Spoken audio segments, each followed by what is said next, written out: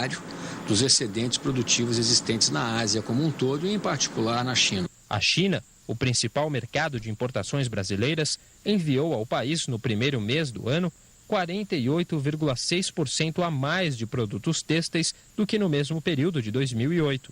Uma das recomendações que eu diria para os empresários é não olhar apenas para o número, que pode assustar hoje, mas vai buscar oportunidade. A China hoje oferece grandes oportunidades, tem bons equipamentos, tem bons maquinários, tem boas tecnologias para oferecer e tudo isso pode ser aproveitado pelos empresários brasileiros.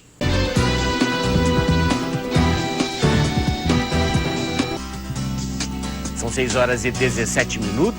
A imagem que você acabou de ver no outro bloco aí foi enviada pelo telespectador Juliano Garcia, de Orizona, estado de Goiás. Você também pode enviar a foto aí do amanhecer na sua região. Basta acessar o nosso site, www.canalrural.com.br. Bom, começamos então este bloco falando sobre a crise econômica mundial. A China é o maior comprador individual da soja brasileira. O país asiático é hoje a terceira maior economia do mundo e dita os rumos de todo o comércio internacional, principalmente de commodities agrícolas. Mas essa emergente potência não escapou da crise global. O crescimento chinês de mais de 10% nos últimos anos pode estar ameaçado. Reflexos que chegam também ao Brasil e alertam os produtores rurais. É o que você confere na segunda reportagem da série Potências em Crise.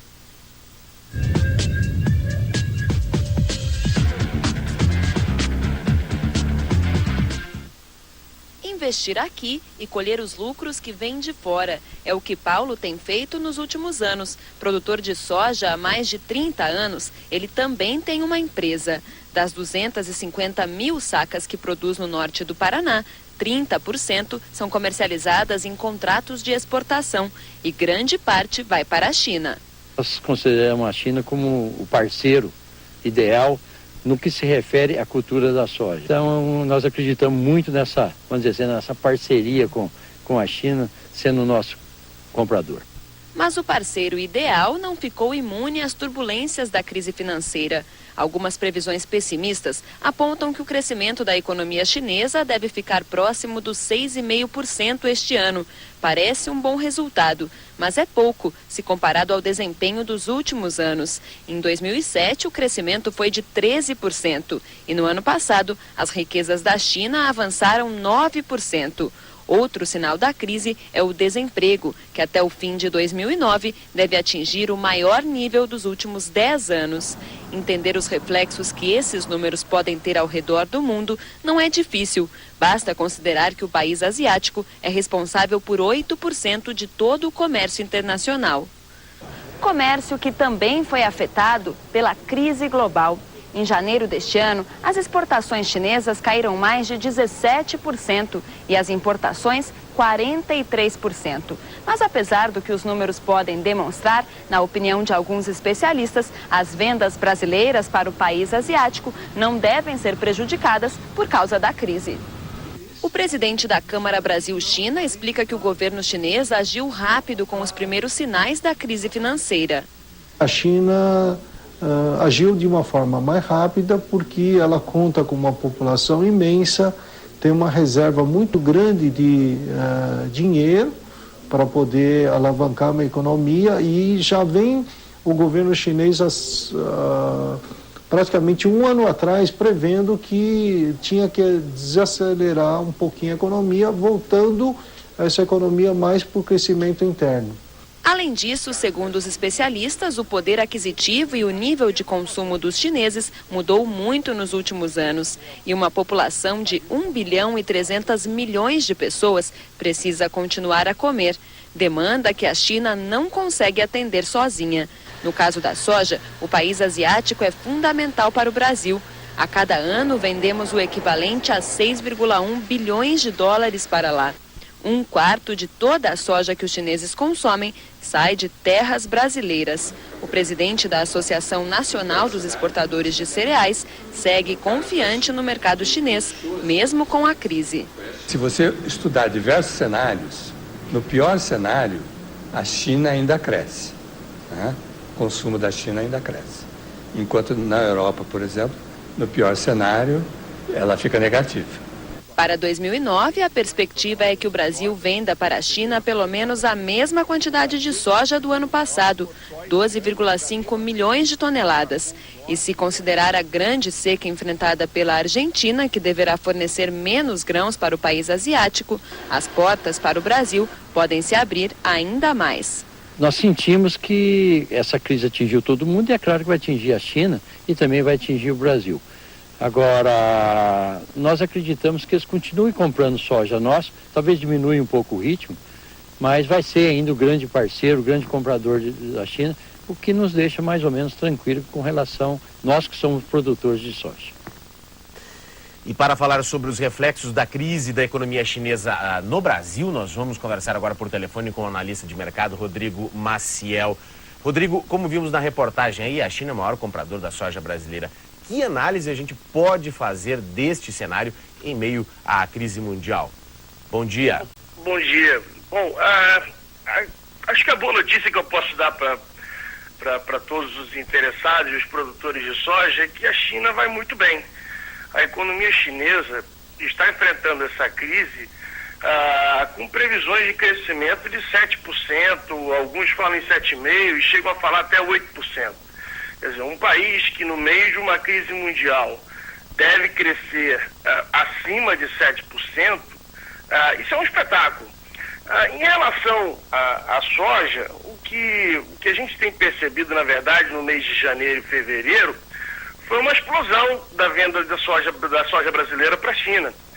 O que surpreendeu, porque geralmente esse período é um período de entregas, de embarques bastante fracos para a China.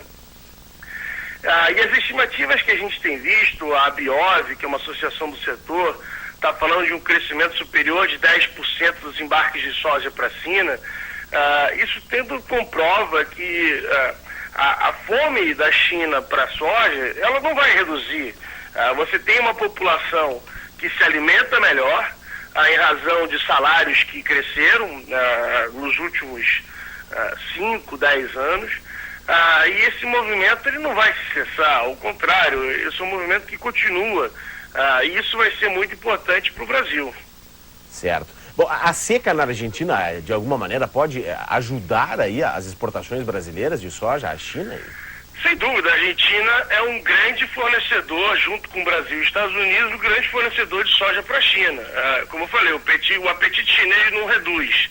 Ela vai precisar encontrar novos parceiros. E o Brasil é um fornecedor estratégico de soja para a Argentina. Perdão, para a China. Certo. Bom, esse crescimento, na verdade, diminui um pouco o crescimento, né, da China, que era de 10%, vinha sendo de 10%, agora baixa para 7%. Se mantém e ainda assim pode ser considerado positivo, como você falou aí no começo da entrevista, esse crescimento da China? Hein?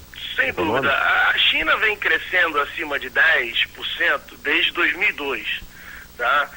Chegou a 2007 com um crescimento de 13%. Já para 2008 você teve uma redução, que ela foi motivada também, isso é importante, quer dizer, não foi só a crise mundial que causou essa desaceleração econômica na China.